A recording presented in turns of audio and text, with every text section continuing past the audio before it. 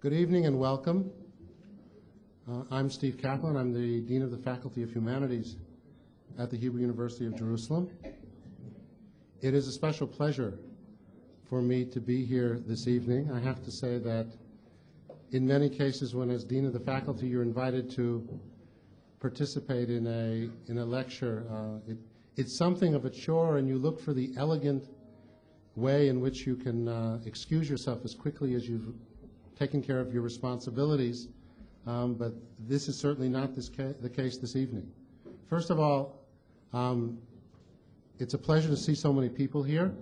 There's a myth that you can't get people to come up to Mount Scopus in the evening in the winter, and I think this shows that if the program is attractive enough and the speaker charismatic enough, you can get 200 people to come.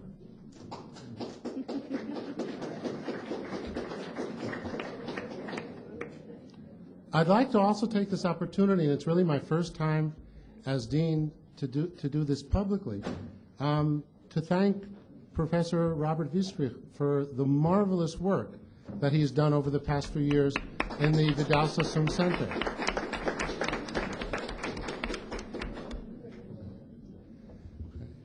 And now to matters of this evening. I know that Robert has some words that he wants to say about our speaker, and so I will intentionally be somewhat brief and leave things for him to say as well. As the audience testifies, there's a saying of someone who needs no introduction. I think the audience testifies that this is the case here. It is clear that Irshad also already has, a following, although I understand this is her first public lecture in Israel. Okay? And it's a special honor for us that she's lecturing here at the Hebrew University. I will pick out just a few, as we say in Hebrew, tsimukim, from her biography to stress, which I found particularly striking. I have to say, I read her biography off her website, MuslimRefusenik.com, and I said, this is going to be an interesting evening. Okay, I think this is that somewhere probably there's a dictionary out in which they have the word provocative, and your picture is there to illustrate what they mean by provocative.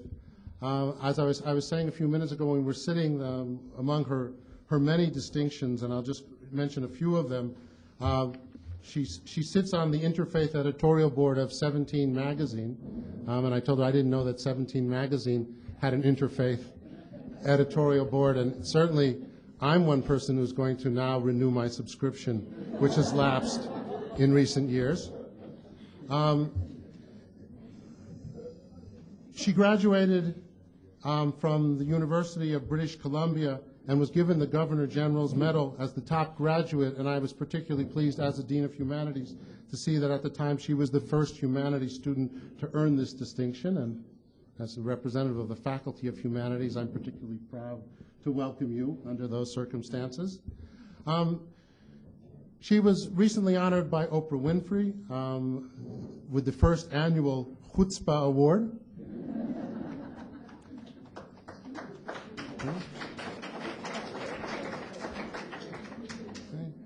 Ms. Magazine selected her as a feminist for the 21st century. She's been, Maclean's magazine saw her as one of the Canadians who make a difference. She received the Wiesenthal Award of Valor. Okay. She is a television host and producer. Before writing her latest book, Islam Today, A Muslim's Call for Reform in Her Faith, she also wrote a previous award-winning book, Risking Utopia, On the Edge of a New Democracy. And I know that we're all going to have a wonderful, challenging, intellectually stimulating evening. Once again, welcome to you and welcome to this wonderful audience. Thank you. To see such a large audience here this evening, and I think none of you will go away disappointed. Let me just say how this evening came about. Last February, I was in Toronto, Canada, and on my first day, I wandered out into the freezing cold of Canada below 0 temperature to the bookshop that was next to my hotel. And as I was browsing, I came across the edition of the book, The Trouble with Islam, which of course immediately caught my eye. And I read a large chunk of it that night, despite the jet lag. And then shortly afterwards, I had a meeting with Irshad, which lasted about 2 hours. But I knew already, even before I met her, that this was somebody that would have to be invited to the Hebrew University, because it's not only a special book, but she's a special person. Indeed, I think for once, the New York Times got it right when it said that she is Osama bin Laden's worst nightmare. And I think you're going to find out in the course of this evening why that is the case. The Dean has already told you a number of important things about her. I should also say that during my stay in Toronto, I switched on late night TV, Ontario TV show, which I think appropriately is called Big Ideas, that Irshad is the star of and introduces. And there again, I think that confirmed that the Chutzpah Award was truly earned. And I think it's one of many things that one finds out in reading the book, and I'm sure listening to her tonight, which creates a curious kind of click or chemistry, particularly for Jewish people, maybe for Israelis, because there's something in Irshad's personality and way of thinking which I think is familiar to us and somewhat unexpected when it comes from somebody with her background. The first thing one should point out is, although she is a Canadian citizen, she's so un-Canadian, which is no disrespect to Canada.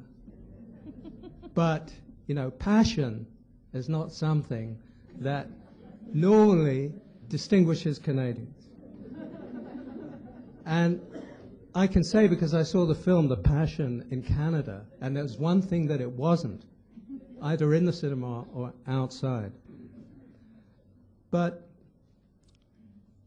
her background is also unusual, somewhat perhaps for Israeli audience, because she was born in Uganda. Her family comes a South Asian origin on one side. She'll tell you more about that. But she grew up in Uganda, her early years, before coming to Canada.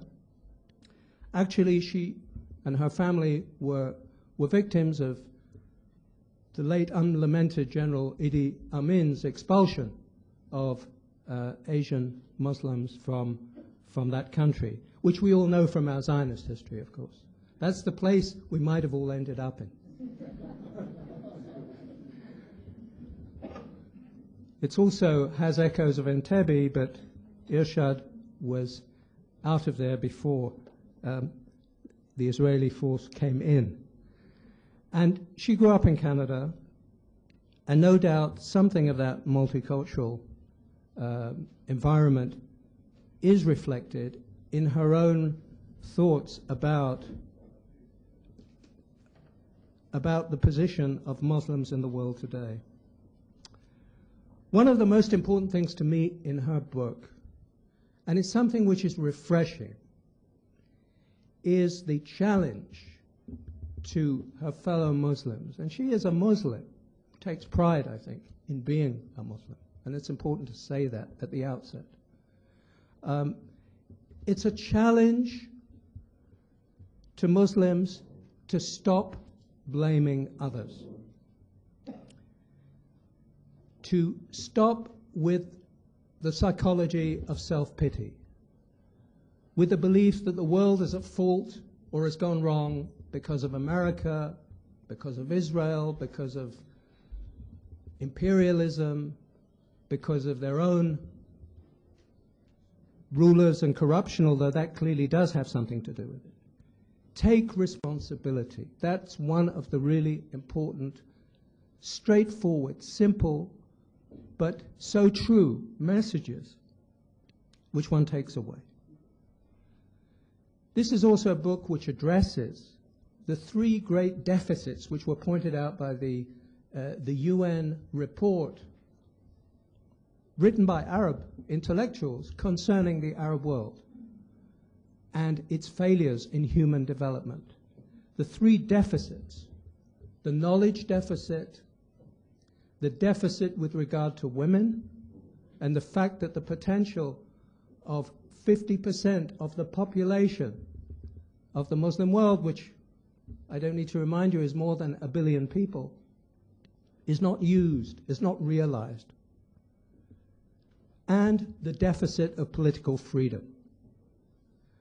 And I think on all those three issues, the book and Irshad takes a clear stand, and one that needs to be heard.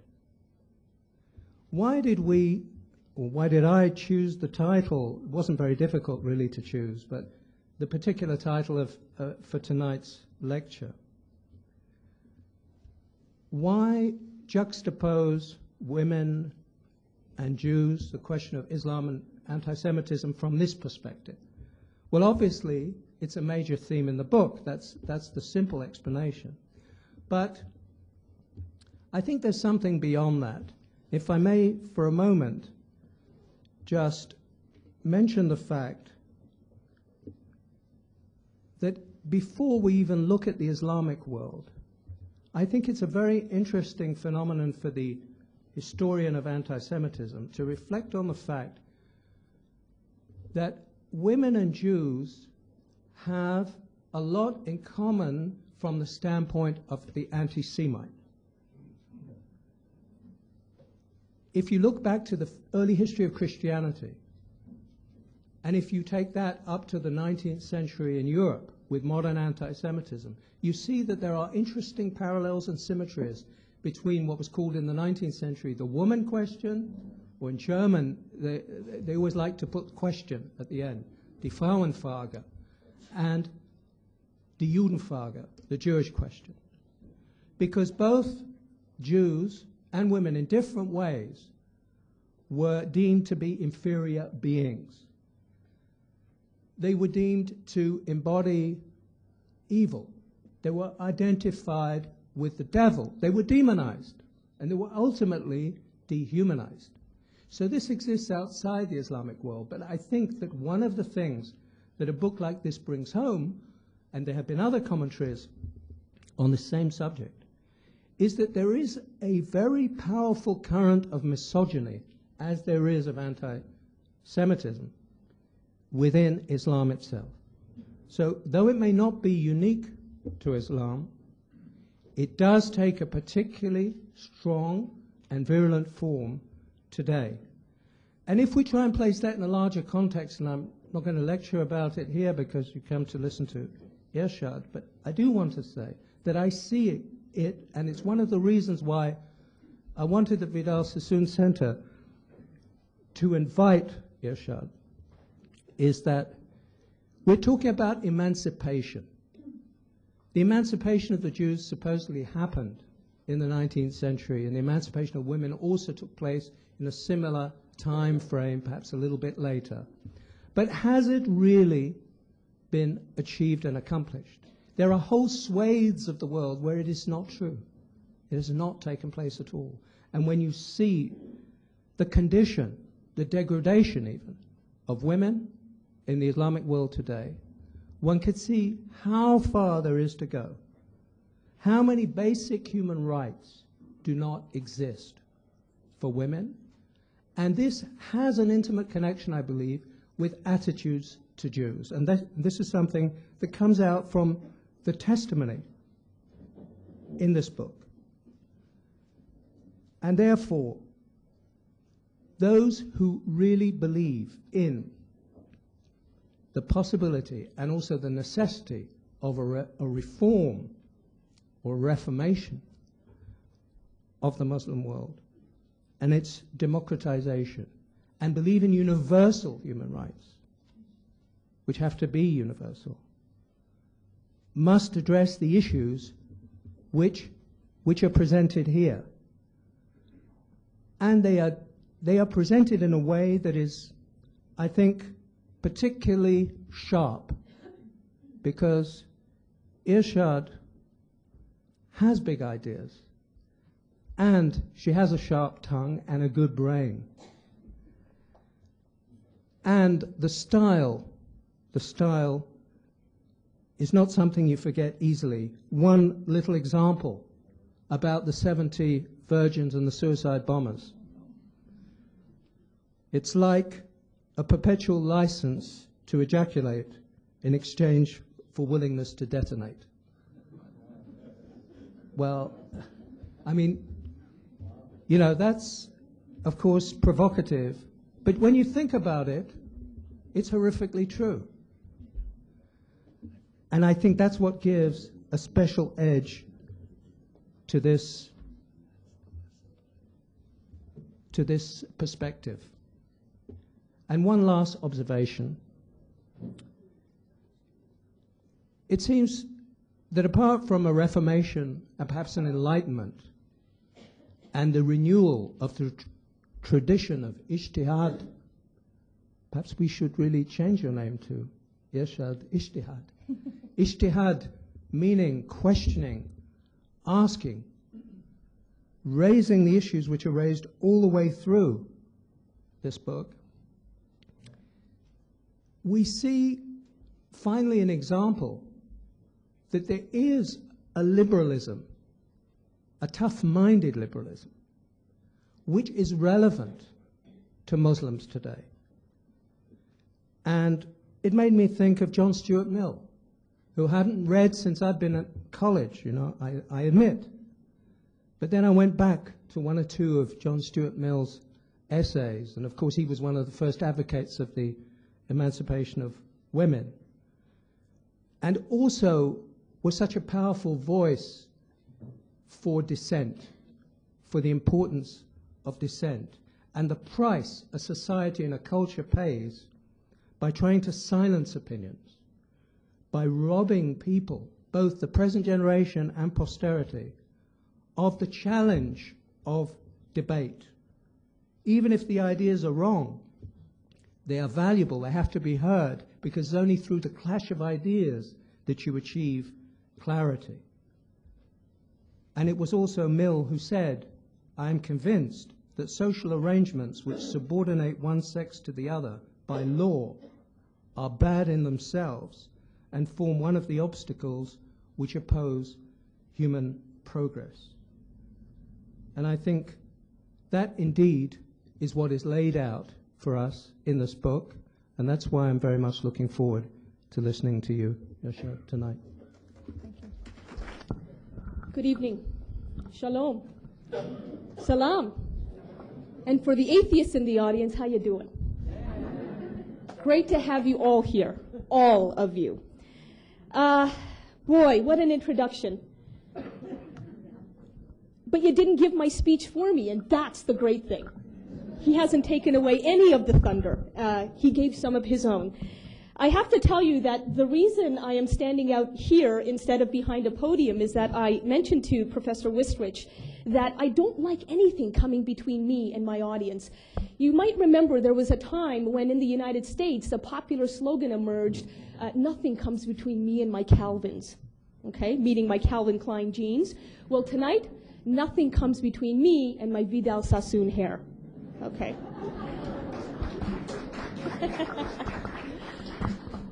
And you're right, Professor Wistrich, this is my very first public lecture in Israel. Inshallah, it will not be my last. The reason I'm actually here in Jerusalem is indeed because the Hebrew edition of my book, The Trouble with Islam, is being rolled out this week at the Jerusalem International Book Fair. And so please tell all your friends who did not manage to make it here tonight that I'll be speaking at the book fair tomorrow evening as well as Friday morning. And one final point before I really launch into things, I was joking with Professor Wistrich on the way up here that when I was in Jerusalem last, a couple of years ago, a friend and I just trundled our way from the old city up to the Mount Scopus campus of Hebrew U. And here I am tonight actually being driven up to the campus. you know that you have arrived when you are being driven up to the campus. So thank you very much. Now, let me start in earnest by acknowledging something very, very basic. Challenging religious convictions anywhere, no matter whose religious convictions they are, is an emotional risk. And I emphasize the word risk as much as emotional. Because whenever you challenge convictions, particularly of a religious nature, you're not just asking people to think logically or concede this point or that issue. No. At the end of the day, you're challenging something much more basic than rationality. You're challenging pride, ego, self-esteem, and ultimately, identity. That's what makes it so emotional. So I completely understand why my fellow Muslims so often say to me, Irshad, we're on the defensive. We're angry with what you've done. I get it. But you know, my own identity as a faithful Muslim has been challenged vigorously since the release of this book. And here I stand before you tonight, secure in my identity as a faithful Muslim. So faithful that I take seriously that verse from the Quran which states, believers, conduct yourselves with justice and bear true witness before God, even if it be against yourselves, your parents, or your family. And it is in this spirit that I present my ideas to you tonight. Let me start by talking a little bit about the ideas in The Trouble with Islam. Then I'll tell you a little bit about where my own insane, un-Canadian passion comes from. And then we'll throw it open to what I trust and hope is a vibrant Q&A. First, the book. The Trouble with Islam is an open letter from me, a Muslim voice of reform, to concerned citizens worldwide, Muslim and not. And it's about why my faith tradition needs to come to terms with the diversity of ideas, of people, of belief systems in our universe, and how non-Muslims, in my judgment, have a crucial role to play in helping us get there. Now, the kinds of themes that I'm exploring in this book, with what I intend is the utmost honesty, includes the ill treatment of too many women in the Muslim world today. Historically, I should tell you, it wasn't like this. The Jew bashing and Jew baiting, in which too many Muslims persistently engage, even in the West. And the continuing scourge of slavery in regions that are ruled by Islamist regimes. Notice I use the word Islamist, not Islamic.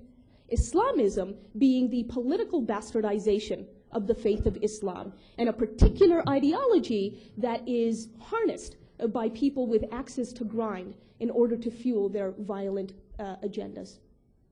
Now you can see, given this broad spectrum of issues that I've just put in front of you, women, Jews, slaves, that they all fall under the grander umbrella of universal human rights. And ladies and gentlemen, it is because I believe in the universality of human rights that I do not believe any community, any culture, any ethnicity, any religion ought to be immune from scrutiny on that front, respecting the universality of human rights. Now, I acknowledge, both in the book and here before you tonight, every religion has its share of literalists. American Protestantism has its evangelicals, some of whom populate the White House still. Jews have their ultra-Orthodox, though it's been pointed out on more than one occasion, yes, but at least they believe in continuous interpretation and not just static interpretation. Hindus, Sikhs, even Buddhists, for God's sakes, have their fundamentalists. Don't ask me how that one works. That might be another book for another author, and if I may inject a bit of cheap Buddhist humor, for another lifetime. Very cheap. I'm at least transparent about it. But the difference, I would argue, is that only within Islam today is literalism mainstream worldwide. Let me explain what I mean by that rather large and loaded statement.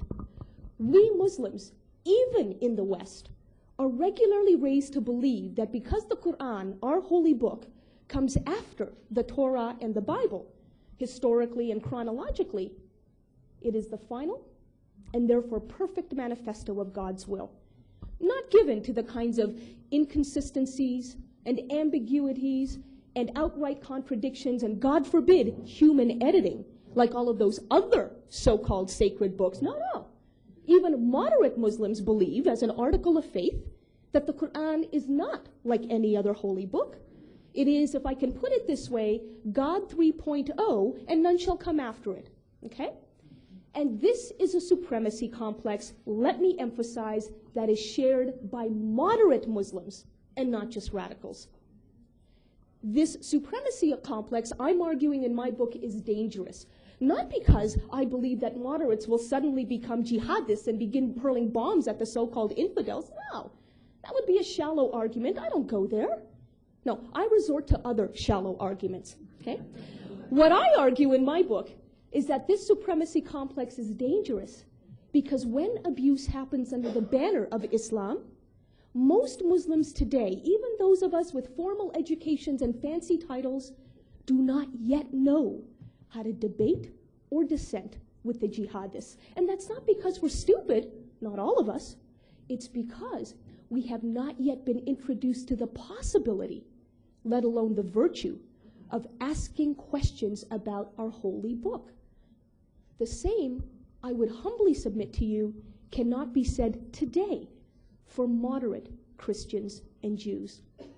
And that, I think, is the primary reason for the stony silence of moderate Muslims in the face of so much Islamist terror. You see, the jihadists are so adroit, they're so expert at quoting from the Quran that we moderate Muslims are led to believe by our own clerics that to question them, the jihadists, is to question the Quran itself. And that is what's off limits. Well, I'm arguing in my book that is not off limits. Historically, it hasn't been off limits. Today, it shouldn't be off limits. As a matter of fact, this book contributes to the effort to shatter that stony silence by pointing out first and foremost that Islam once had a glorious tradition of independent thinking, a tradition that Professor Wistrich pronounced very well, a tradition known as ijtihad. Now, I realize that this word sounds frighteningly like jihad to a lot of non-Arab ears. And let me be upfront, it comes from the same root, to struggle. But unlike violent struggle, ijtihad is all about independent thinking and independent reasoning. You know, in the early decades of Islam, thanks to the spirit of ijtihad, 135 schools of thought flourished. In Muslim Spain, scholars would teach their students to abandon, quote, expert opinion about the Quran if their own conversations with the ambiguous Quran came up with better evidence for their peaceful ideas. And in Cordoba, one of the most sophisticated cities in Muslim Spain, there were 70 libraries. 70. Now think about it. That rivals the number of libraries in most cosmopolitan cities today. Sadly, it rivals the number of McDonald's in most cosmopolitan cities today, but that's another, speech for another time and not necessarily under the banner of this institution. The beauty, I think, of emphasizing ijtihad is that I'm not asking my fellow Muslims to import a foreign tradition or an alien virtue into the faith. Not at all.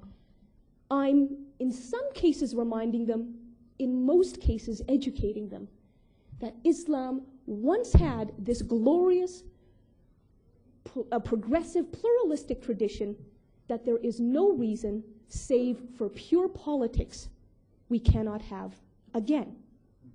So progressive and pluralistic was this tradition that so much of what you and I may take for granted as Western pop culture was in fact shaped by Muslims in the spirit of ijtihad. Let me just give you a partial list because I think you'll find this interesting.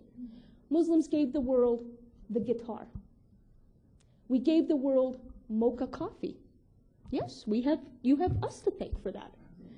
We gave the world the beginnings of cough syrup. Not that you'll need it on a day like we had today, but think about that during any flu season you may have in Jerusalem. We also gave the world the ultra-Spanish expression ole, which has its root in which Arabic word? Anyone? Allah. Allah. Please blame Ricky Martin on someone else. Please. Okay. So, you see, by pointing this out, we can give young Muslims something positive in which to take pride, rather than something negative from which to draw arrogance. And I think that there is something counterintuitive here to propose. That the Muslims who are in the best position to revive ijtihad for the 21st century do not in fact reside in the so-called Islamic world, but rather in the West. Why in the West? Why would ijtihad be launched from there? Because it is already in the West that we Muslims have the precious freedoms to think, express, challenge, and be challenged, all without fear of state reprisal. Now, before anybody wants to jump down my throat, let me clarify. I'm not for a minute denying that Muslims in the West, and in particular the United States, are also targeted for harassment, profiling, discrimination by the state. In fact, I experienced that in kinder, gentler, less passionate Canada at the beginning of the 1991 Gulf War. I was a legislative assistant for a member of parliament in our nation's capital.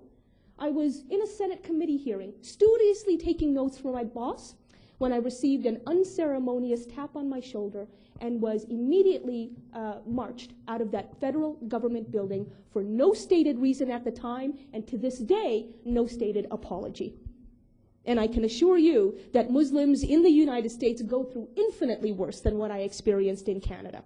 So again, let me acknowledge, I empathize when my fellow Muslims say to me, babe, it's open season on us. Don't you get it? Yes, I do. Yes, I do. But what I'm arguing in my book does not diminish that reality at all. Quite the opposite. It highlights that reality in this sense.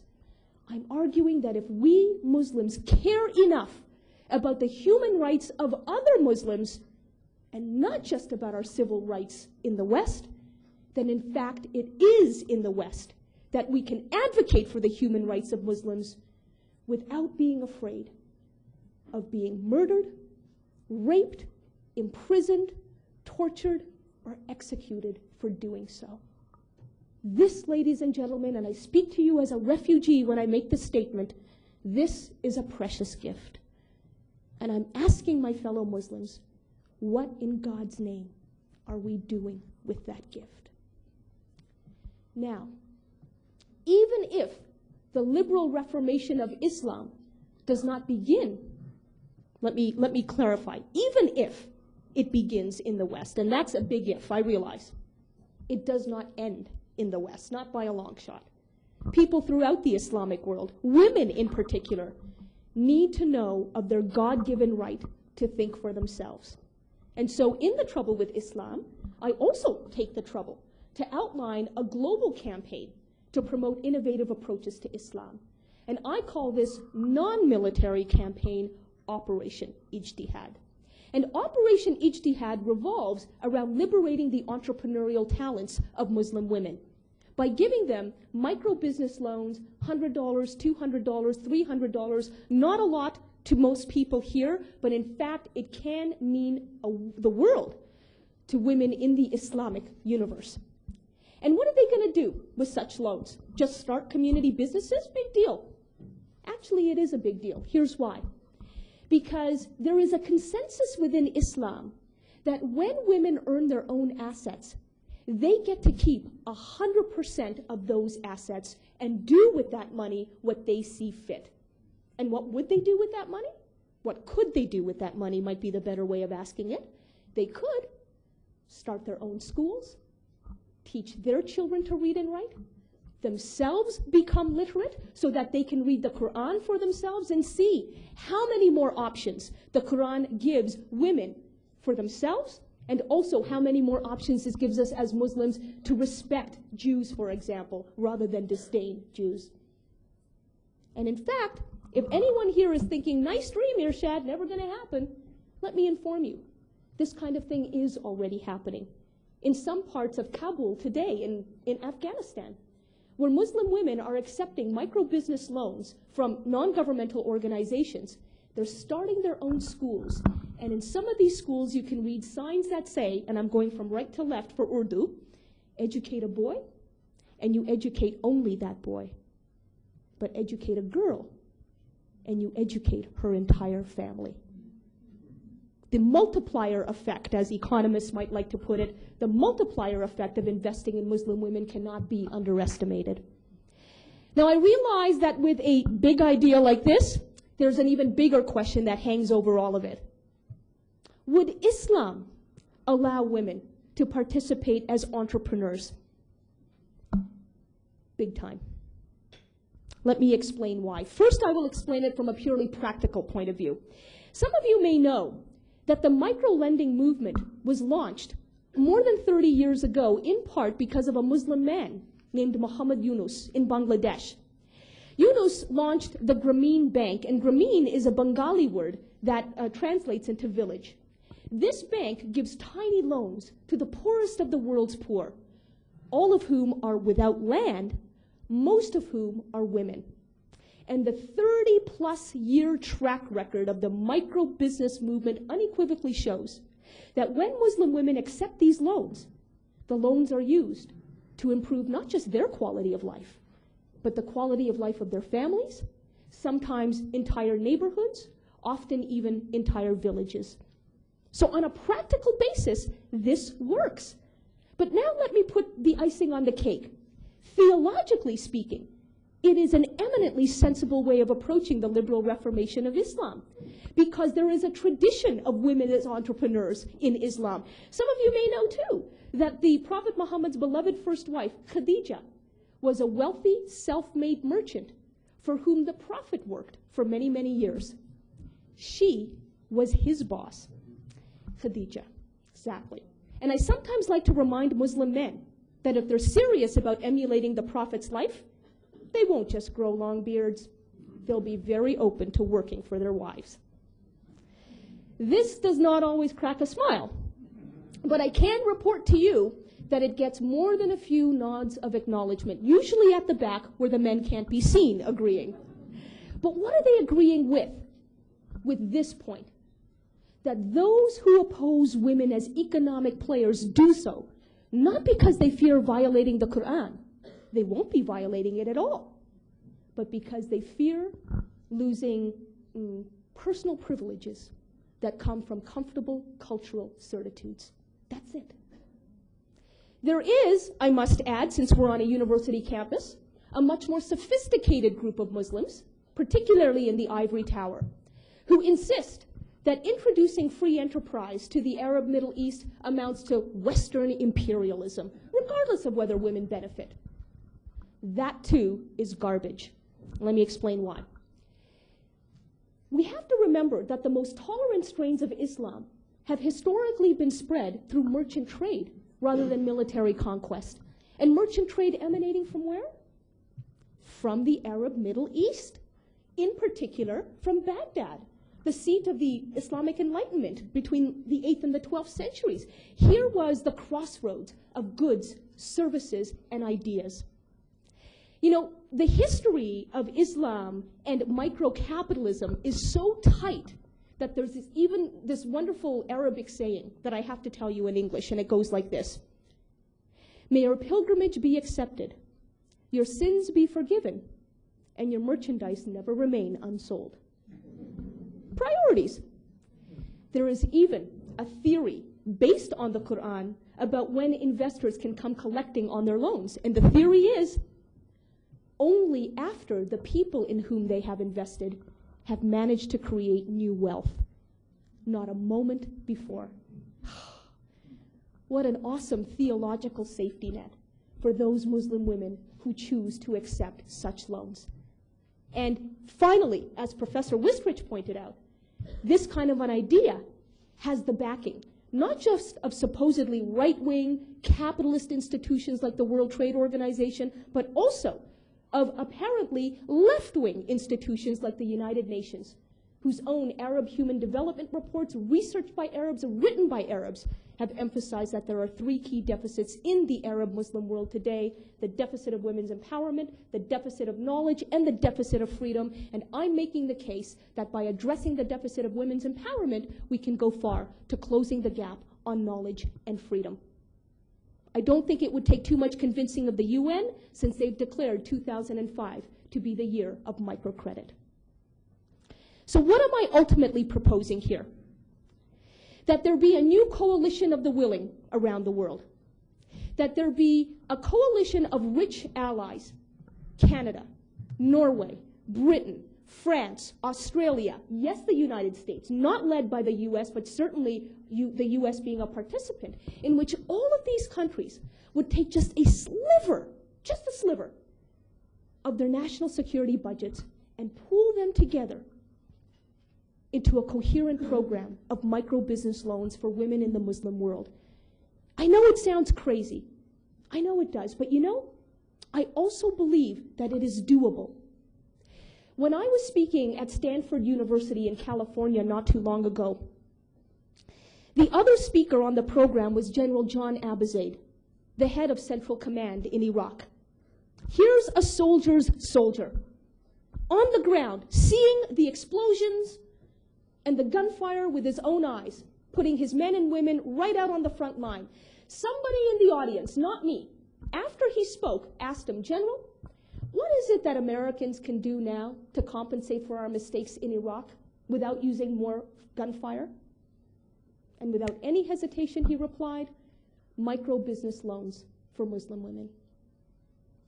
I approached him afterwards and I said, "General, have you read my book?" And he said, "I'm sorry, ma'am, who are you?" Oh, take my spleen while you're at it.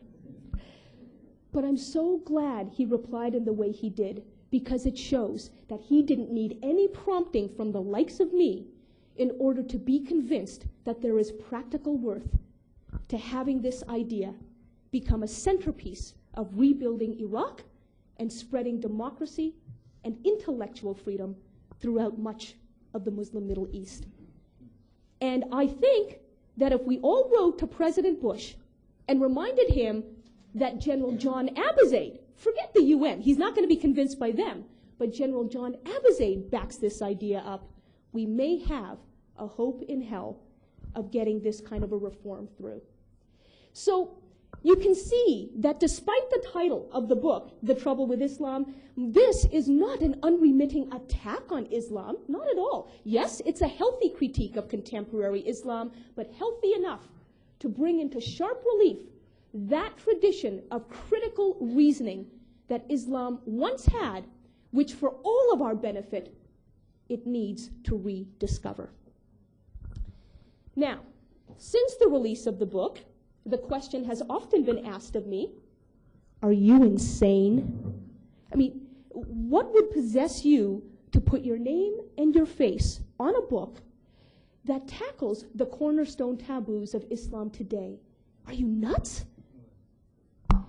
Well, Mom, I reply, you got to hear me out.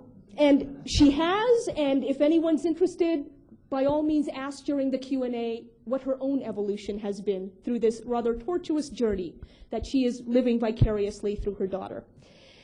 But let me ask you to hear me out now. I'm going to tell you a little bit about myself so that you know where my passion comes from. My family and I are refugees from Idi Amin's Uganda. We settled just outside of Vancouver in 1972, and I grew up attending two types of schools. The public secular school of most North American children, and then on top of that, every Saturday for several hours at a stretch, the Islamic religious school, the madrasa. And that's where I regularly imbibed two major messages: that women are inferior and that the Jews are treacherous, not to be trusted. Now, ladies and gentlemen, I have never said, nor would I ever say, that every madrasa teaches these things. How the heck would I know what every madrasa teaches? I haven't attended every one of them. Thank goodness for them, and not just for me. But since I'm conveying to you where my passion comes from, it's vital that I also share with you my lived experiences, because that's where the authenticity is. And those lived experiences include the fact that even back then, at the age of 8, 9, 10, I had enough faith to ask questions. By the way, I use the word faith because it seems to me that faith is secure enough to handle questions. Faith doesn't need to be threatened by questions.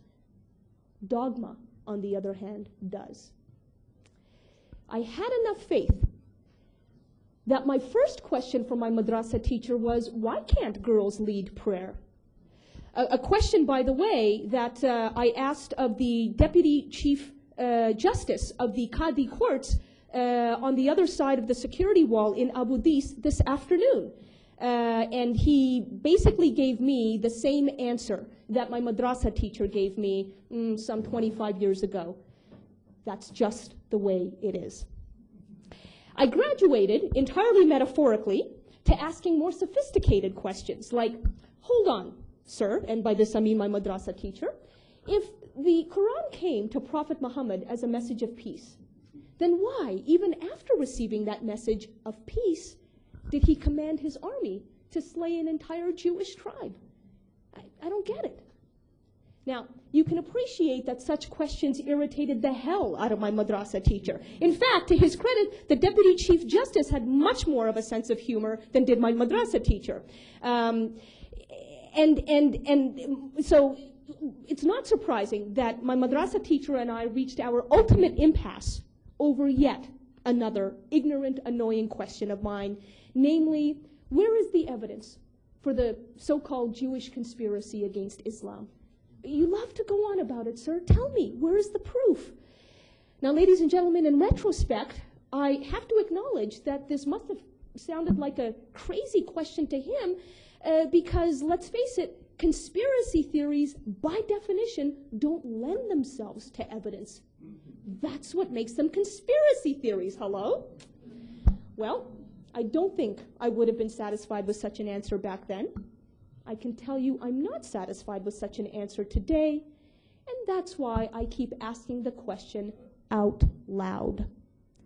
Where is the proof of the Jewish plot against Islam? That question, first posed by me at the age of 14, got me booted out of the madrasa.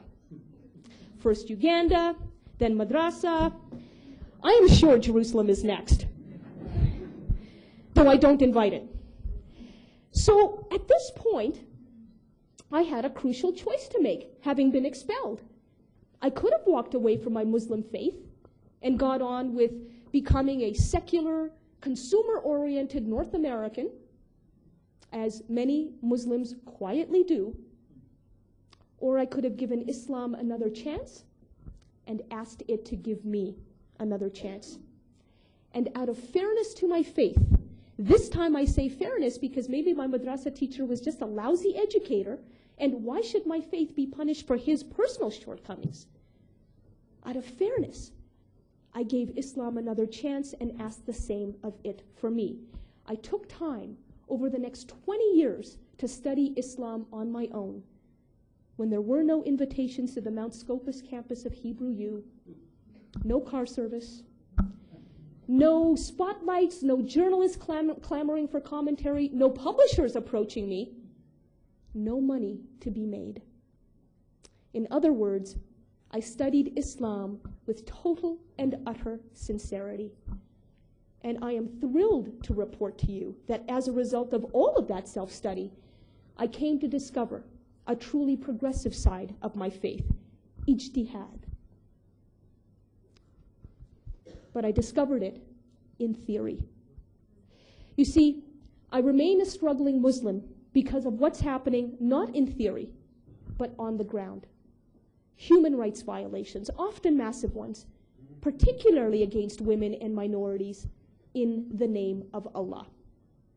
As a matter of fact, in the last 100 years, more Muslims have been murdered at the hands of other Muslims than at the hands of any foreign imperial power. And that is something that I continually remind my Muslim and non-Muslim audiences, my Muslim audiences, to educate them that when they stand up for human rights in Islam, they are standing up for other Muslims. And my non-Muslim audience members, to let you know that when, not if, you are accused of being a racist for asking tough questions about what's happening in the name of Islam, you can always reply, what is so racist about standing up for Muslims? No doubt, I have heard, and I'll bet you some of you have heard, other Muslims say that the kind of Islam that I've just described, the one racked with human rights violations, is not real Islam. It's not true Islam. I happen to think that the people making that argument are right. That's the reason for writing this book, because I have faith in my fellow Muslims to be more thoughtful and more humane than most of our clerics give us credit for. But before we can take the next step and ask, what then? I have to challenge my fellow moderate Muslims to come clean about something. Is the kind of Islam that they are defending reflexively, okay? Not reflectively, but reflexively, right? Is the kind of Islam that they're defending Islam in its ideal or Islam in its real form? Because let's face it, everything is wonderful as an ideal. Communism is egalitarian as an ideal. Capitalism is eminently fair as an ideal. The United States Constitution guarantees liberty and justice for all as an ideal. Many Muslims will argue that the reality is very different, and I am challenging them to confront the same about Islam. The reality is very different. As people of conscience, we have to own up to that. And I think, ladies and gentlemen, that the Prophet Muhammad would have embraced this distinction between the real and the ideal. Because when he was asked, what is religion? The Prophet reportedly replied that religion is the way we conduct ourselves toward others. Ah, a fine definition. Simple without being simplistic. And yet, by that definition, how we Muslims actually behave, again, not in theory, in actuality, is Islam. And please understand, when I say the word behave, I'm not referring to terrorism. Most of us in this audience know that only a thin minority of Muslims ever even conceives of engaging in terror. No, that's not what I'm referring to. By behave, I'm referring to mainstream complacency, passivity, and denial in the face of that terror. That is why I'm struggling. That is why I'm passionate. And that leads me to the first reason for writing this book. But there is a second reason, and one that's no less important, but it will take a lot less time to explain. The second reason is my sense of obligation to younger Muslims.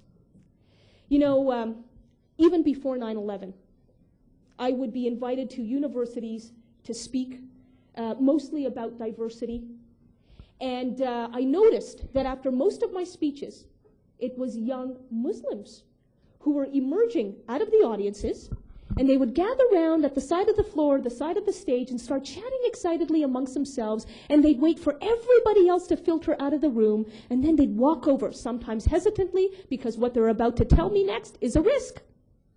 They would walk over and say things to me like, Irshad, we need voices such as yours to help us open up this religion of ours, because if it doesn't open up, we're leaving it.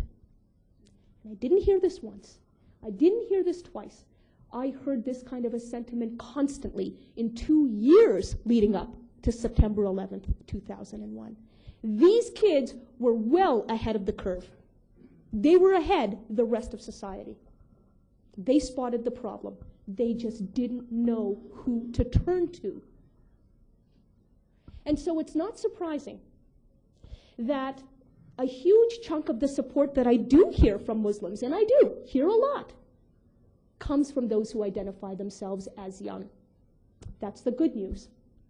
The not so good news is that the vast majority of those who write to me in support or who whisper thank you in my ear after a public event still tell me that they can't be public about their support, that they can't even be vocal about their own struggles with the faith today because they fear, and I'm going to use one word that is cited to me constantly, they fear persecution. Now, rather than assume what that means, I would ask at the beginning of my book tours, tell me how you define that. And over, the same answer would come back. Physical violence against themselves, sometimes from their families, or against themselves and their families from fellow Muslims. That's what they were afraid of and remain afraid of. Ladies and gentlemen, I ask all of you in this hall tonight, whether you are Muslim or non-Muslim, to encourage, embolden, ennoble the young people in your lives, both Muslim and non-Muslim, to get comfortable, asking questions of themselves and each other. Because that's how open societies remain open. It's the only way. I ask you to advocate replacing the intifada with an ijtihada. Okay? That is the goal. And I'll tell you something. Muslims know the power of asking questions out loud, because I get their questions out loud all the time. And I have a confession to make as a result of some of the pointed questions I've been asked in this rather quixotic journey of mine. The confession is that I think I mistitled this book. I do. I don't think it should have been called The Trouble with Islam. I think it should have been called The Trouble with Islam Today. Because as I take pains to show in the pages of the book, Islam wasn't always this narrow. It wasn't always this rigid. But there's something else that I say in the book that I stand by. I say that I am a Muslim Refusenik. That does not mean I refuse to be a Muslim. Of course it doesn't mean that. Why would I put myself on the front lines of anger and vitriol and, yes, death threats if I refused, if I was indifferent about Islam? No, by Muslim Refusenik, I mean that I refuse to join an army of robots in the name of Allah, or for that matter, in the name of anybody's God. And that is why this book is as much full of questions as it is full of answers. And there's one final question that I want to just bring to your attention, because it actually is the result of why I'm here tonight. I had a big decision to make several months ago. You see, as soon as the book came out, though I got some thoughtful debate from fellow Muslims, I got lots of venom. And you won't be surprised to hear that the number one personal attack that I heard from fellow Muslims was that I'm a Jew. I'm a closeted Jew, a converted Jew, or an agent of the Mossad. And it boggled my mind that so many Muslims would resort to anti-Semitism in order to counter my point that anti-Semitism runs rampant in the faith today. Yet there you have it. So when Kinneret, my now Israeli publisher, approached me to have the book translated and published in Hebrew, I had a dilemma on my hands. I didn't question the necessity of having this book out in Hebrew, but I really worried about the strategy.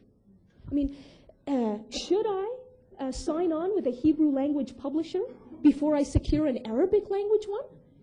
But wait a minute, what if no Arab publisher is willing to touch this book with a barge pole?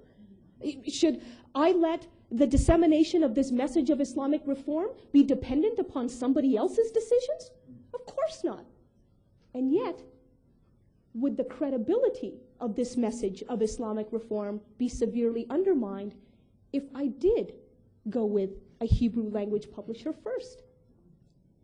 You can see what a pickle I was in.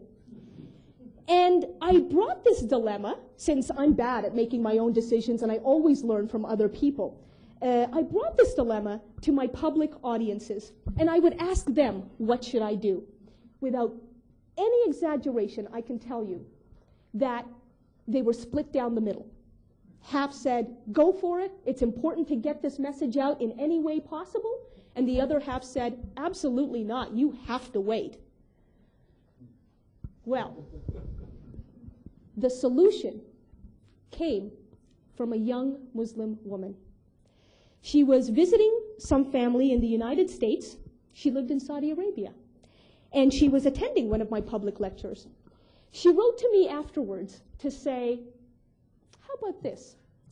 Why don't you take your royalties and get the book translated into Arabic yourself, and then post that Arabic translation on your website.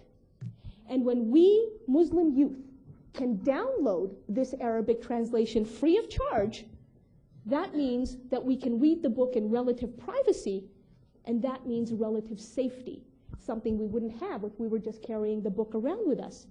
And in turn, what that means, she said, is that we will have the opportunity to share these ideas with our friends. And she reminded me that there is a desperation for these ideas where she comes from, and it reminded me of the desperation that I heard from the young Muslims in North America who would say to me, we need voices such as yours to help us open up this religion of ours. I loved that symmetry. And so I took her advice. I sought out an Arabic language translator. What I didn't realize, ladies and gentlemen, was how difficult it would be to find a translator who would be willing to put his or her name on the translation. And you see, the reason it was so important to have a name on the translation was to try to preempt the inevitable accusation that the book was translated by Jews. Okay? Well, all of the people I approached feared for their lives. In the words of an Iraqi translator, quote, I've been seeking counsel from relatives, friends, and people I hold in high esteem.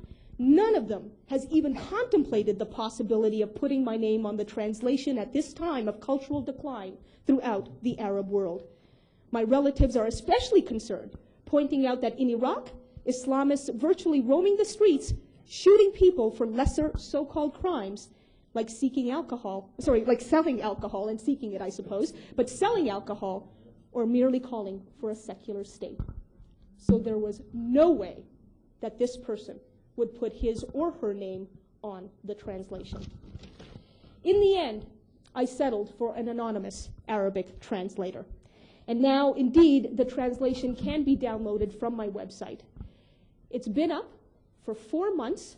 I have been absolutely flooded with both congratulatory and grateful emails from Muslims around the world, especially in the Middle East.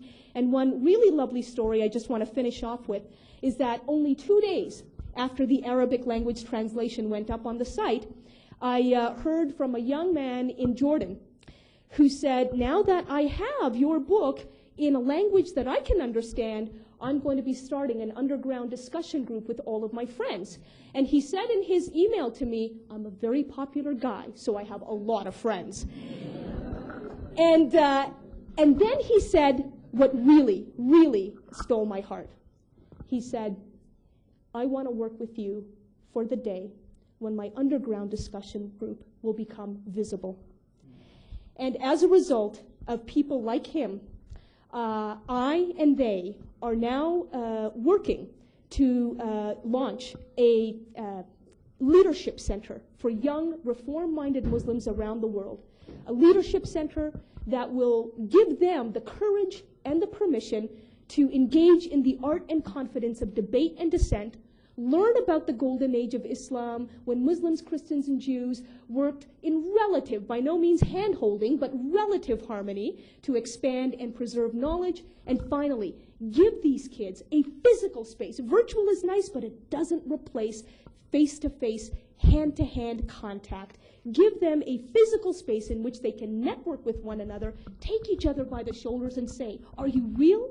Are you real? Because what we're finding is that there are so many young Muslims who think this way, but who are working in isolation.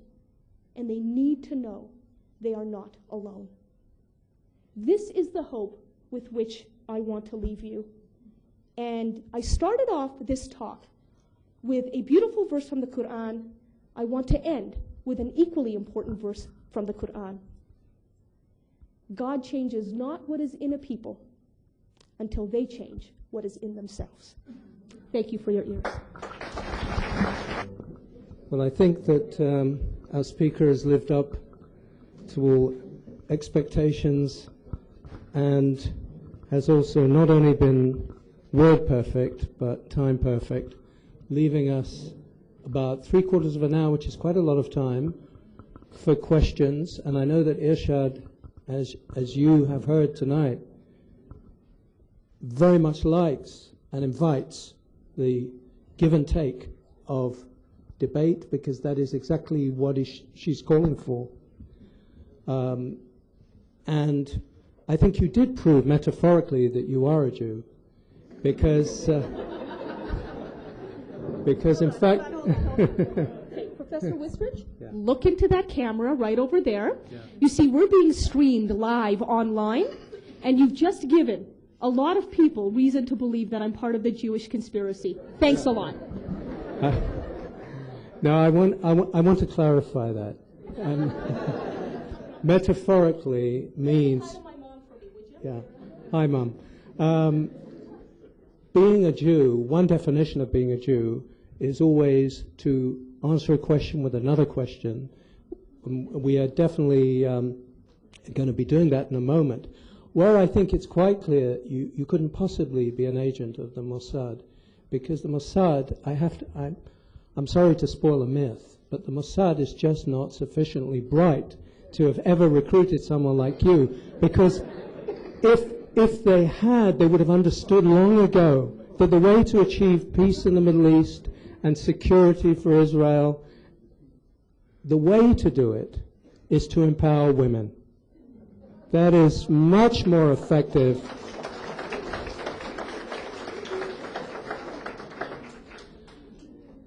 Procedurally,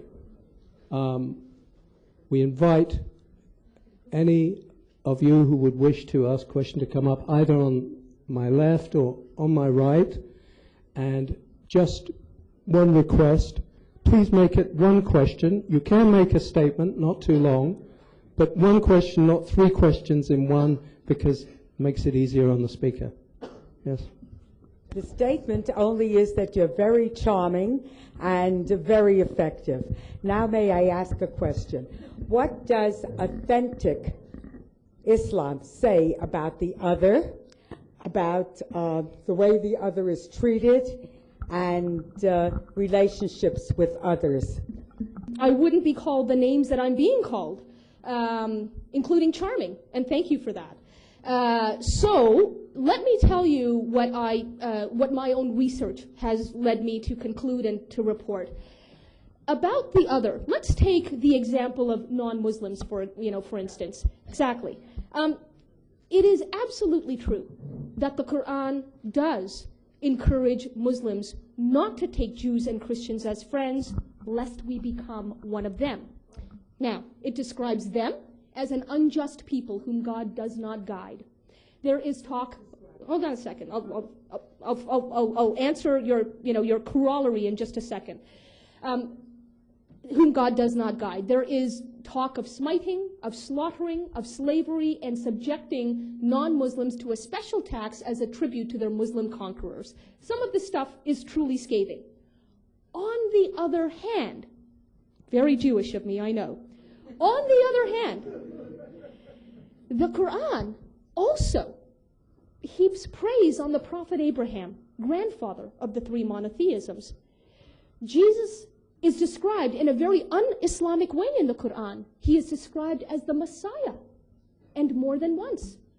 Christ's mother Mary gets several positive mentions, more so than any Muslim woman in the Quran. And this is interesting. The Quran describes Jews as the exalted nation. As a matter of fact, in a couple of separate passages that I name on my sources and notes on my website, the Quran even legitimizes the sovereign role of Jews in the Holy Land.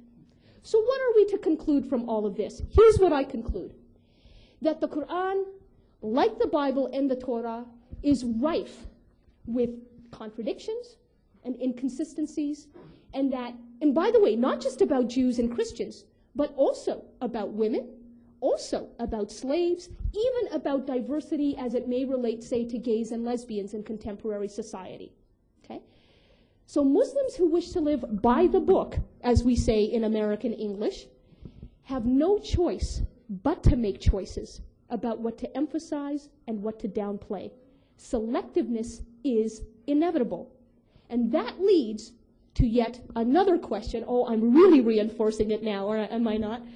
That leads to another question, which is, if in fact there is room for Jew-friendly or women-friendly interpretations of the Quran, and I believe that there is room for that, then why, historically, have too many Muslims chosen contempt over respect? I answer that in the book. And I'll answer it in a second question if you care for it. You're not only charming, you're also very courageous.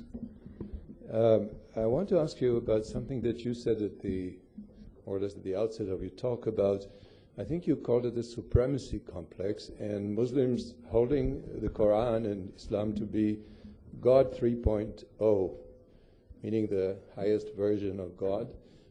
Presumably Judaism being God 1.0 and Christianity God 2.0. Now, this supremacy complex, as you called it, exists in many, many faiths, in many, many ethnic groups. You know, we Jews like to think of ourselves as God's chosen people. The Germans have thought of themselves as the Herrenvolk, you know, the master race. The Japanese have thought that they were the most intelligent, the most superior people. There are Indian tribes in North America, like the Apache, who call themselves Inde, meaning the human beings or the people, and Inda, everybody else is not human and not the people, and so on. So this is a universal thing. This is the idea that each group, each ethnic or religious group, does conceive of itself as special, unique, and chosen. Now, on the one hand, you're very realistic, and you describe things as they are, which is very complex. On the other hand, you seem to be somewhat optimistic for the future. In other words, you're saying that in spite of all these very ingrained and very deeply psychological notions in many groups, in almost every group, ethnic or religious, that in spite of this, you still expect the moderate forces in Islam, the so-called authentic Islam, to win over the fundamentalist extremists and so on. Can you give us the reasons for that? I think there is one reason above all that I would give for my optimism today. The simple answer, but it's not the reason. The simple answer is that for all of the anger and, again, the death threats that I've received and continue to, I never anticipated so much support, affection, and even love from so many Muslims around the world who admittedly are saying this more quietly than loudly, but are nonetheless saying it. And so I've come to realize that the challenge that I thought I was confronting by writing this book may not actually be the real challenge. The challenge that I had in mind as I was writing it was that people like me have to find a way of convincing a critical mass of Muslims that it is possible to reconcile reason and faith in our religion. As a matter of fact, I'm more and more convinced every day that there is a critical mass of Muslims who's already there, that they already believe that. The real challenge is to give them the courage to step up to the plate and express that. Okay, but that is why I'm optimistic. However, here is the more analytical answer, which is what is different about today than about all of those other times when a liberal reformation has been attempted and has failed for purely political reasons.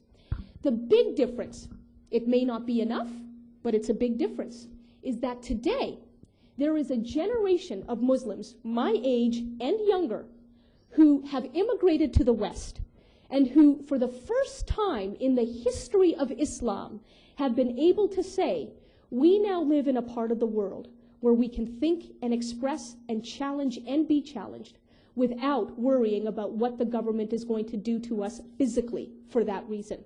And so much is this point understood, sir, that I can report to you that in parts of the United States, emanating, for example, out of New York, but setting up chapters across the US and Canada, new groups such as the Progressive Muslim Union, of which I am a part, are issuing challenges to the Muslim establishment by coming up with platforms that say explicitly all of God's creatures are equal in worth, including Jews, that we Muslims must reconnect with our intellectual heritage of critical thinking, and that there are many paths to truth, not just one.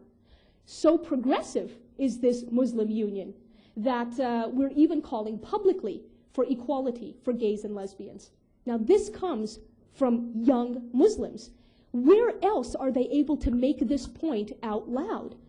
And the fact that we are taking the opportunity that we know exists in North America to do that means that we are leading the way, and I can assure you that we are hearing from Muslims in other parts of the world who are saying to us, not that you are Western wannabes or that you are infidels and you cannot speak on our behalf, exactly the opposite.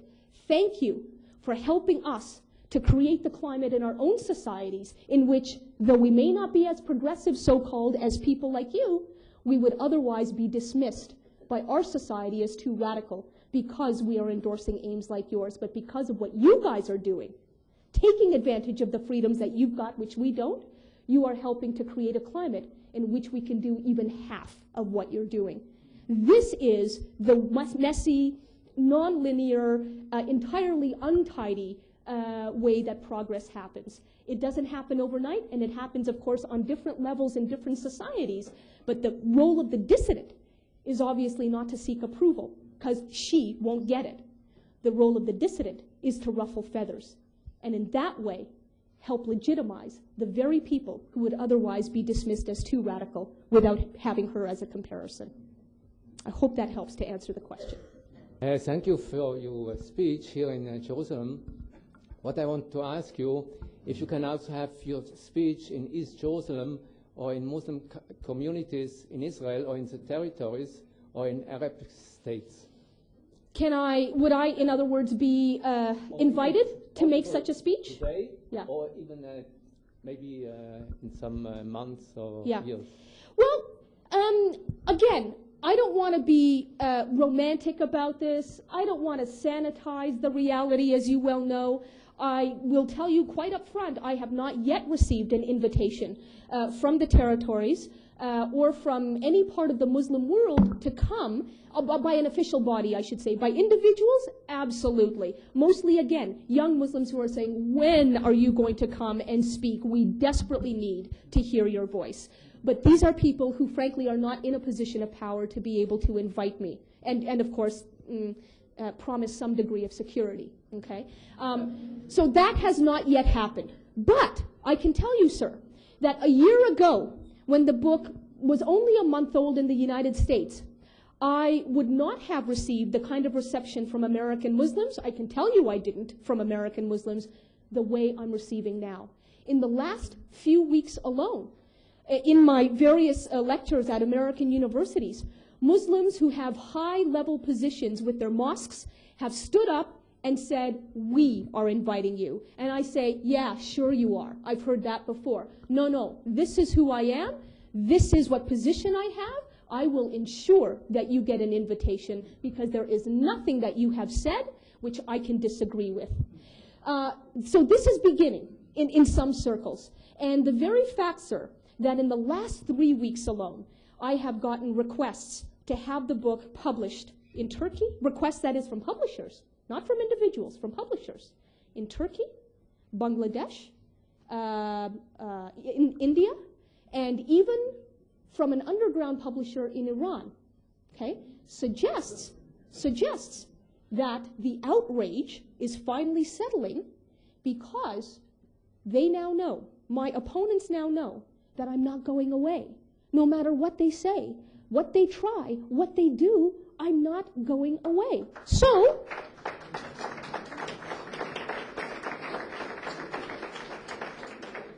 there are two choices that they have. They can go away or they can engage. And if they want to be relevant, they will engage. And that's what I'm hearing from more and more of them.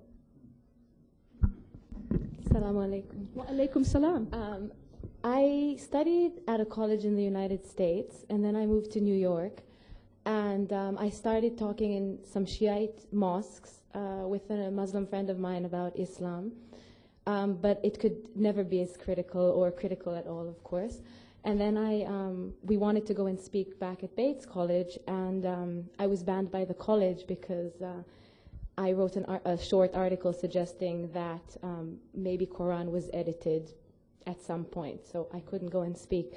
In your book and in your website, you speak about how non-Muslims should be more engaged and courageous and not listen to people say that we're racist, and it's very difficult. Oh, actually, let me just clarify something, and then I really will let you ask your question. I'm not saying don't listen to them. Listen to them, engage them, but remember, the fact that I gave you, that in the last 100 years, more Muslims have been tortured and murdered at the hands of other Muslims than any foreign imperial power. So you come right back and ask them, what is so racist about standing up for Muslims? Okay. I guess in a way that answers my question of how non-Muslims who care both about Muslims and about other people, in other words, humanity. Exactly. Yeah. How should we tackle this? Yeah. How should we present ourselves? Yeah. And I guess just something that came up when you were speaking, how did your family and your mother and your friends support you or not support you? Thank you. That's actually two questions in one. You see how she snuck that in? Let's give her a round of applause. Very nice, very clever. So I think I have, addressed the kernel of the first question, though I have also said to other non-Muslim audiences that one of the approaches that I've learned actually works, because I've heard from people who have emailed me about this approach, is that non-Muslims have given my book, not sold, but given my book to Muslims, and when they have given the book to Muslims, they have said, read this book, but tell me where she has gone wrong. So that it immediately allows the Muslims to not be defensive, that they're not being lectured to, they are not being preached at, but they are being asked, why is this woman so wrong about Islam? I want to learn from you, not from her, from you. And when that happens, a surprising number of those people who have emailed me have said, in fact, the Muslims we have given this book to come back and say, well, I can't agree with everything, but you know what? She has some really important things to say. And that approach frames it in a way that allows people to engage in discussion rather than in confrontation. So that's one idea. Now, this actually leads to my, in a weird way, and I didn't plan this, this is actually kind of an interesting segue to my answer to your second question, how did your family react? Let me just quickly tell you the best story of all, okay, which is my mother's reaction. Now, my mother, God bless her, never told me not to write this book. Probably because she knew that the request would go nowhere. She's lived with me long enough. The word stubborn comes to mind. But she did ask me not to anger God. And I respectfully reminded her that angering some imams and mullahs and political lobbyists, both Muslim and non-Muslim, does not necessarily mean angering God. Now, I don't know that she bought the argument, but she did bite her tongue for the time that I was writing the book. 2 weeks after the book came out in Canada, my mom went to the mosque for the first time since the book's release.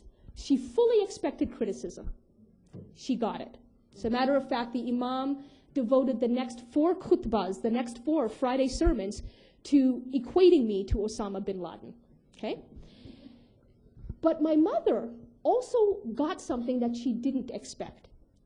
Individual members of the congregation, the women on the women's side of the mosque, the men in the parking lot, coming up to her individually, privately, and confidentially whispering to her, I have read Irshad's book, and what she is saying absolutely needs to be expressed.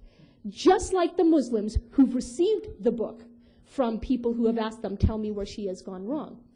My mother excitedly called me the first night of the first khutbah to say that this is what she heard from these individual Muslims, and this is what she needed to hear in order to be convinced that I'm not a self-hating Muslim, that this is not some kind of an act of revenge against Islam, and that what I'm doing at least with the right niyat, with the right intention. I'm only sorry that my mother needed social approval in order to confirm this, but she's a mom. Social approval matters for one's children, I know. So 2 weeks after that, I'm on my book tour, my first book tour, and of course I visit my mom. She slips a card into my luggage, and the front of the card, excuse my back, hold on one second, because I think you'll get a kick out of this. The front of the card reads Bravo, okay? And inside, my mom writes, among other things. I am so proud of your achievement. You go, girl. And the reason I carry this around with me is not because I need her validation or anybody else's, not at all. It's because this message reminds me that even a devout, terrifically observant Muslim, not just faithful like me, but devout Muslim, can be open to both asking questions and having questions asked of her. This is my proof.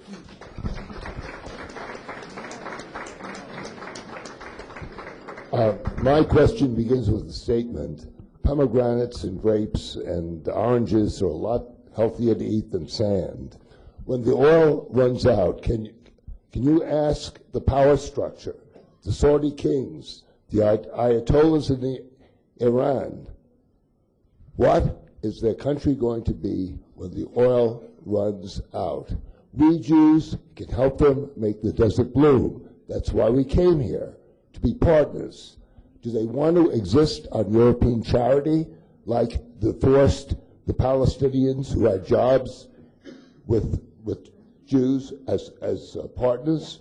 Yeah. Or do they want to be self-sustaining? Yeah. The peace with us can give them that. Well, and there's nothing there that I can disagree with, but of course you're asking me a rhetorical question that I myself cannot answer. But you have said, can you ask them? Well, guess what, sir? The answer is yes. And let me tell you how I know this. I was at the World Economic Forum in Davos just 3 weeks ago, all right? And this is a place where, little people like me get access to big people. And proof positive of that is that I was in a session entitled Modernization Without Westernization. And it was all about how the Islamic world can come to terms with modernity without being accused of selling out to the West. It was a terribly disingenuous session, very, very dishonest. Because, for example, one of the people on the stage was the Iranian vice president, a woman by the name of Masuma Abtekar.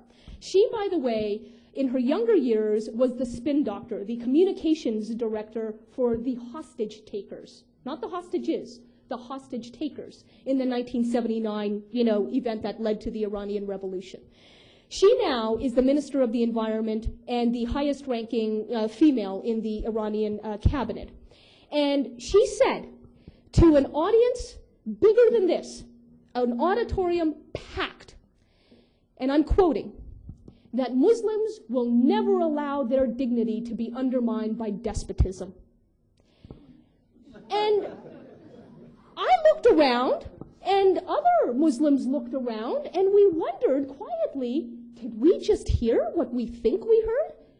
Does she think we're that stupid? Well, she thought we were going to be silent about it. Not all of us were.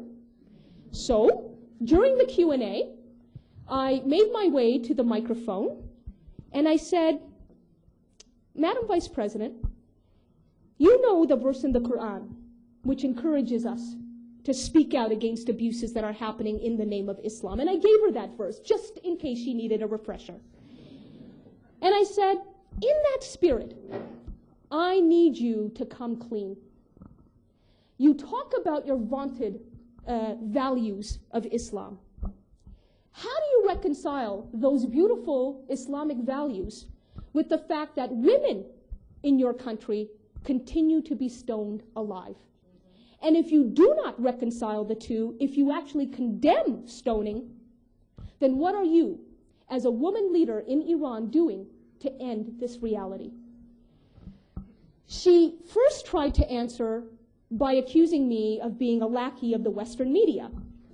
At which point, a lackey of the Western media, namely the moderator, who works for CNN, chimed in and said, Madam Vice President, please, this was a serious question. We do expect a serious answer from you. At which point, she said, there's a moratorium on stoning in Iran. And the audience waited for more of an explanation, for more of a qualifier, for something beyond that one sentence. Nothing. There's a moratorium on stoning in Iran. which, by the way, would come as great news to Amnesty International and Human Rights Watch. But the fact is, it's not true. And, of course, Davos is one of those forums in which questions of the kind I asked are odd to begin with, are unconventional and unexpected, and if you try to get into a debate with the eminent person who's been invited, you'll be, escorted, gracefully escorted out of the room. This is not a way to get invited back. So I bit my tongue, and I figured that the point has been made. I did not ask about the oil, it's true, because that wasn't what the session lent itself to. But the point is that I am trying to lead by example. I am trying to show that we Muslims not just have the right, but we have the responsibility to put Muslim leaders in a place of accountability before they decide that we're all really stupid enough to swallow holus bolus what they're telling us. And if we can't do that in the West, and Davos, at least for now, remains in the West, then where is it that we can do that? I should finally add that the founder of the World Economic Forum came up to me afterwards and he said, "Great intervention, that's why we need you here." I hope that he gets to the point where he can ask the same question of her one day. Shalom, Irshad. The question I have here is there any way that you can give me perhaps a little insight into as to why some women in Islam are being recruited for the terrorist attacks and things like that? They don't seem to have the reward of 70 virgins. I mean, I don't. What are they getting out of the 72 virgins? What are they getting? Why yeah, for that you better get the number right, huh? Why are they being? And then, if I may, one question. How is it that women are now being recruited into terrorist activities and, again, suicide bombings? Let me begin that answer by talking about Arab culture, and in particular about a cornerstone of Arab culture called honor. Sir, when you got up to the microphone, you pointed out that all kinds of cultures and societies have parallels. We know, for example, that Japanese culture was once steeped in honor. And certainly, Americans love to talk about bringing home their soldiers with honor. So by no means am I suggesting that Arab culture is the only culture that has as a cornerstone honor.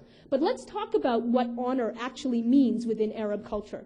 Honor in that culture is the tradition that requires women to give up their individuality in order to maintain the reputation and the prospects of the men in their lives. This, in effect, turns women into the property of the community because their lives don't in fact belong to them. Their lives belong to a wider group of people, their families, sometimes their tribes, sometimes their nations. And that in turn means when Muslim women to whom honor is applied are accused of dishonoring, of shaming, of breaking moral codes, the punishment against them can be so much bigger than even the so-called crime that they have been accused of merits. Because remember, in shaming themselves, according to the mentality of honor, they have shamed a wider group of people, with the punishment having to be commensurately large to cover that group of people. So that brings me to the question of suicide bombing. We all know that about this time last year, Hamas issued a statement saying that women will finally be eligible to become suicide bombers. But there's a big condition here. Only one kind of woman will be eligible, she who has dishonored. The idea being that by taking her life and that of innocent others with her, she will be lifting the moral stain that she has left on a wider group of people. Okay? This is the absurd, and I don't mind, having a value judgment about this because it's a profound violation of human rights. This is an absurd length to which honor can be taken. And that is one of the explanations for women being recruited into terrorist activity. There are a few others, but that's the one I think that gets the least play and needs to be the most understood. So it has nothing to do with 70 As far as I know, unless all of these women are lesbians, it has nothing to do. It has nothing to do with 72 virgins for them. And they may be lesbians, and God bless them for it. We have a slight dilemma here, and I need your guidance and Irshad's decision. All the stuff that was going on there backstage, regrettably, adds up to the following: that we have a television crew from Roem Olam who wanted to start now. I said, you know, we have to let all the questions be asked that need to be asked. They're very impatient. And there's also the no minor matter of the book that our author has kindly agreed to sign. We have copies in Hebrew, the Hebrew edition outside. And taking my cue from the Islamic principle that you so eloquently reminded us of, may your merchandise never be unsold. I really think we have to give people who want to buy it 15 minutes. Yeah, okay. Here's what I'm going to propose. This crew has been, this TV crew has been extremely busy all day, so I know that they're also tired. I want to be able to give them this interview, okay? So what I'm going to propose is that you give me 30 minutes to give them this interview. In the meantime, you go get your books, and by the time I come back, not only will I be ready to sign, but I won't be nearly as rushed as I would have been if I had signed the books before doing the interview, and that means I can engage all of you further. A deal?